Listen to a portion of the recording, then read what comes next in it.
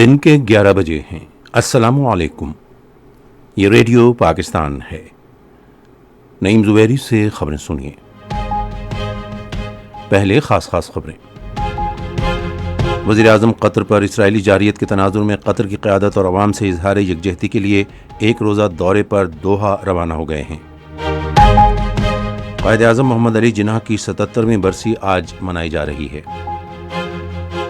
خیبر پختونخوا میں security forces کی 3 مختلف کارروائیوں میں 19 خوارج ہلاک ہو گئے ہیں۔ کل جماعتی حریت کانفرنس نے اقوام متحدہ اور انسانی حقوق کی بین الاقوامی تنظیموں پر زور دیا ہے کہ وہ تنازع کشمیر کے حل میں اپنا کردار ادا کریں۔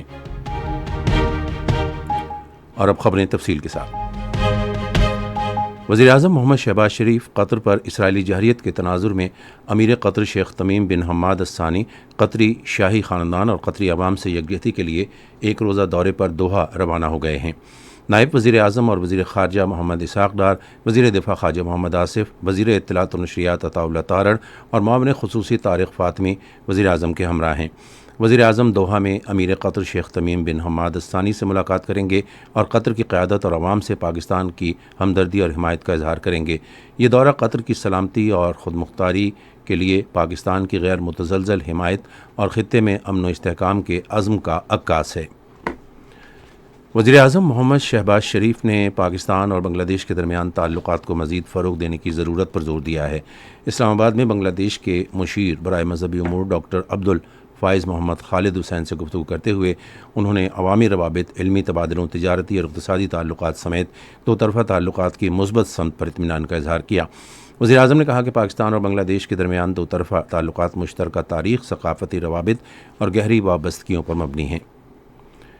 بابائے قوم قائد اعظم محمد علی جناح کی 77ویں برسی آج ان کے اتحاد، ایمان اور تنظیم کے سنہری اصولوں پر عمل کرنے کے عہد کے ساتھ منائی جا رہی ہے۔ دن کا آغاز مساجد میں ان کی روح کے ایصال ثواب اور ملک کی سلامتی اور خوشحالی کے لیے خصوصی دعاؤں سے ہوا۔ قائد اعظم محمد علی جناح برصغیر کے مسلمانوں کے ایک اہم رہنما تھے جنہوں نے مسلمانوں کو آل انڈیا مسلم لیگ کے پلیٹ فارم پر متحد کیا۔ وہ 1948 میں آج کے روز وفات پا گئے۔ ریڈیو پاکستان قائد اعظم کی لازوال میراث کو خراج عقیدت پیش کرنے کے لیے خصوصی پروگرام نشر کر رہا ہے۔ خیبر پختونخوا میں سیکیورٹی فورسز کی 3 مختلف کارروائیوں میں بھارتی حمایت یافتہ فتنہ الخوارج کے 19 خوارج ہلاک ہو گئے ہیں۔ ISPR کے مطابق سیکیورٹی فورسز کی جانب سے ضلع محمد کے علاقے گلونو میں خفیہ اطلاعات پر آپریشن کیا گیا۔ فورسز نے خوارج کے مقام پر مؤثر حملہ کیا اور شدید فائرنگ کے تبادلے کے بعد بھارتی حمایت یافتہ 14 خوارج کو ہلاک کر دیا۔ خفیہ اطلاعات کی بنیاد پر ایک اور آپریشن شمالی وزیرستان کے علاقے دتا خیل میں کیا گیا، جہاں فائرنگ کے تبادلے میں مزید 4 خوارج مارے گئے۔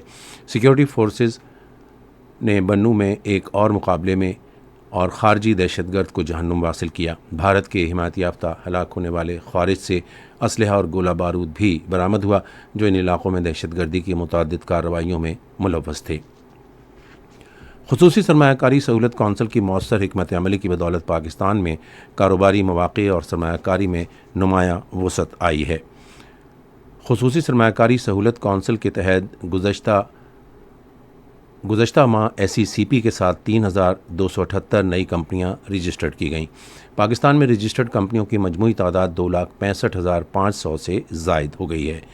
گزشتہ ماہ 7 ارب 74 کروڑ روپے کی سرمایہ کاری ریکارڈ کی گئی۔ کل جماعتی حریت کانفرنس نے کہا ہے کہ جموں و کشمیر بین الاقوامی طور پر تسلیم شدہ متنازع علاقہ ہے اور کسی کشمیری نے اسے بھارت کا حصہ تسلیم نہیں کیا۔ سری نگر میں ایک بیان میں کل جماعتی حریت کانفرنس کے ترجمان عبدالرشید منہاس نے اقوام متحدہ اور انسانی حقوق کی بین الاقوامی تنظیموں پر زور دیا کہ وہ مقبوضہ علاقے میں بھارتی ریاستی دہشت گردی کو روکنے اور تنازع کشمیر کے حل میں اپنا کردار ادا کریں۔ T20 ایشیا کپ کا تیسرا میچ آج رات ابوظہبی میں بنگلہ دیش اور ہانگ کانگ کے درمیان کھیلا جائے گا۔ میچ شام 7:30 بجے شروع ہوگا۔ پاکستان اپنا پہلا میچ کل دبئی میں عمان کے خلاف کھیلے گا۔ اسی کے ساتھ خبریں ختم ہوئیں۔